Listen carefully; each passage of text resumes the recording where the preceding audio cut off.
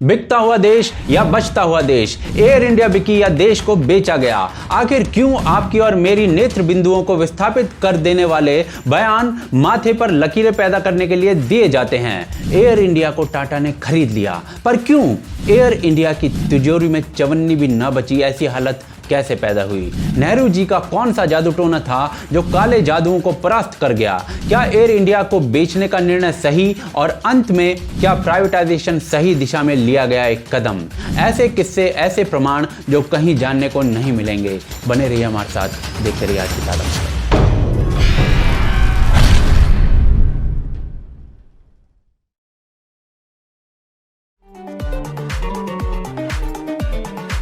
8 अक्टूबर 2021 एक ऐतिहासिक दिन, जब एयर इंडिया बिक गई। देश की इतनी बड़ी कंपनी बिक गई तो ऐतिहासिक कैसे, आगे बताऊंगा। पहले ये जान लेते हैं कि 8 अक्टूबर को और उससे पहले आखिर हुआ क्या। टाटा ने बोली लगाई 18,000 करोड़ की और एयर इंडिया को खरीद लिया भारत सरकार से। पर यह इतना सरल नहीं था। प्रारंभ में गवर्नमेंट घबराई हुई थी और 76% स्टेक ही बेचने को तैयार थी, लेकिन इस पर कोई खरीदार तैयार नहीं हुआ। यह देखकर एक बड़ा फैसला लिया गया। एयर इंडिया और एयर इंडिया एक्सप्रेस में 100% स्टेक बेचने के लिए सरकार ने मुंडी हिला दी और एक झटके में 7 खरीदार तैयार हो गए। लेकिन बात बस इतनी ही नहीं रही। पिछले साल अक्टूबर 2020 में निर्णय लिया गया कि एयर इंडिया की नीलामी उसकी इक्विटी वैल्यू की बजाय एंटरप्राइज वैल्यू पर होगी। अब आप कहेंगे कि ये क्या भसड़ है? तो जी, एंटरप्राइज वैल्यू में इक्विटी वैल्यू, डेट और कैश सब आ जाता है, पर इक्विटी में बस कंपनी के शेयर की जो वैल्यू है वो ही आती है। इस प्रोसेस में इस काम से तेजी आई। सरकार ने बेस प्राइस तय किया 12,906 करोड़, जिसके नीचे की बोली नहीं लगाई जा सकती थी। यह तय किया गया इंडिपेंडेंट वैल्यूअर की मदद से। टाटा ने 18,000 करोड़ की बोली लगाई, जिसमें 2700 करोड़ कैश है और 15,300 करोड़ का डेट। एयर इंडिया में 12,000 से ज्यादा कर्मचारी हैं, किसी को निकाला नहीं जाएगा 1 साल तक। अगर दूसरे साल में निकाला गया किसी को भी तो VRS यानी कि वॉलंटरी रिटायरमेंट सर्विस का फायदा देकर निकाला जाएगा। एयर इंडिया पर घाटा है 61,562 करोड़ का। 15,300 करोड़ टाटा के हिस्से में जाएगा, बाकी बचा अभी भी सरकार के हिस्से में, यानी हमारे जैसे जो करदाता हैं उनके हिस्से में। अब आप सोचकर देखिए कि हालात कितने खराब रहे हैं। यह हालत खराब हुई कैसे? इसके लिए हमें एयर इंडिया के चीरहरण के काले इतिहास में झांकना पड़ेगा।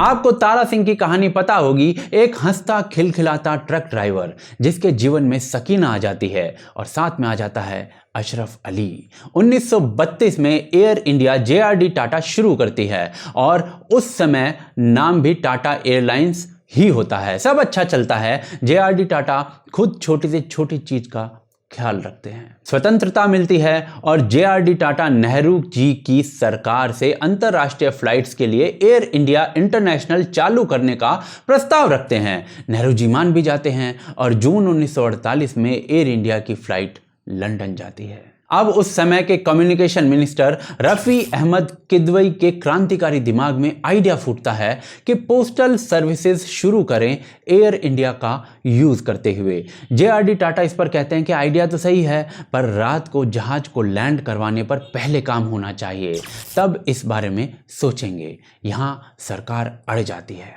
दूसरी तरफ दूसरा विश्व युद्ध खत्म हुआ तो अमेरिका ने बहुत से डकोटा हवाई जहाज फ्री कर दिए और आटा तेल बेचने वाले इंडस्ट्रियलिस्ट भी एविएशन में आने लगे। भारत, जहां कुछ ही एविएशन कंपनियां सरवाइव कर सकती थी, वहां सरकारी सहमति से दर्जन भर आ जाती हैं।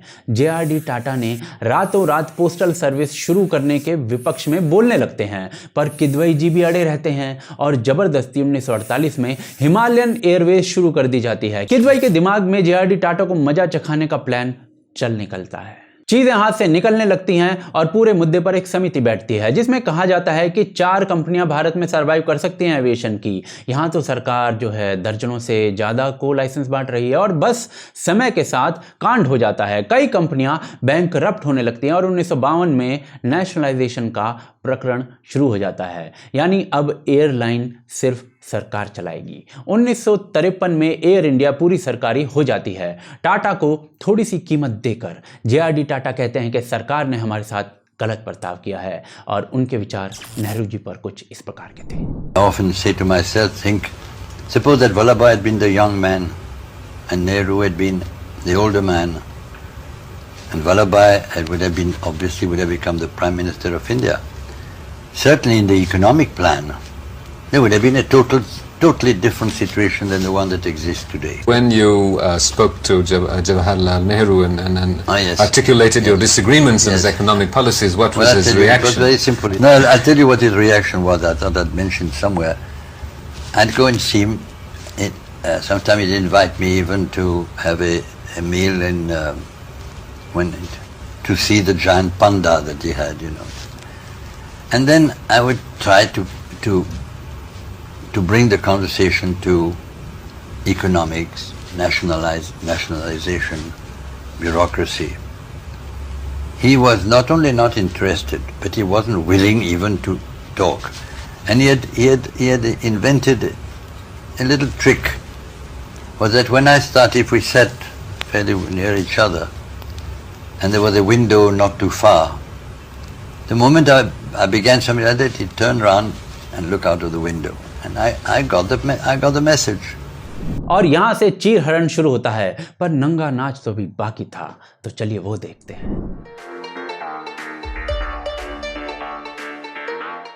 सालों बीत जाते हैं, एयर इंडिया चल रही होती है ठीक ठाक बिना किसी कंपटीशन के। 2004 में 92 करोड़ के प्रॉफिट के साथ आखिरी बार कांग्रेस की सरकार आती है उसके बाद, और अचानक से घाटा शुरू हो जाता है। इसका बड़ा कारण कई एविएशन कंपनियों का आना भी हो सकता है, पर घाटे का स्तर देखकर कहानी कुछ दूसरी ही लगती है।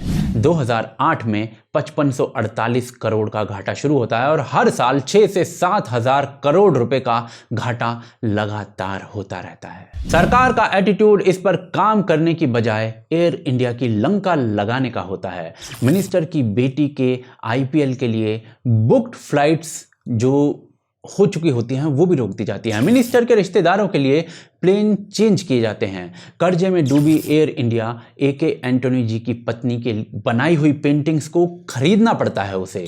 खाली जेब होने के बावजूद 111 नए एयरप्लेन्स खरीदने के ऑर्डर्स दे दिए जाते हैं 68,000 करोड़ के खर्चे से। मोदी सरकार के आने के बाद भी यह घाटा नहीं रुकता, लगातार बढ़ता ही जाता है। नतीजे सामने हैं, घाटे पर घाटा, घाटे पर घाटा, और इतना घाटा कि हर साल उसी घाटे को पूरा करने के लिए हर रोज टैक्स पेयर जो है वो 20 करोड़ रुपए भरता है, मेरा और आपके जैसा, हर रोज। लेकिन अब एयर इंडिया बिक गई है, अब बाकी कंपनी भी दनादन बिक सकती हैं, BPCL, पवन हंस, BEML वगैरह वगैरह। पर क्या ये इतने खुश होने की बात है? तो इसके लिए जानना पड़ेगा कि प्राइवेटाइजेशन यानी कि निजीकरण सही है या नहीं।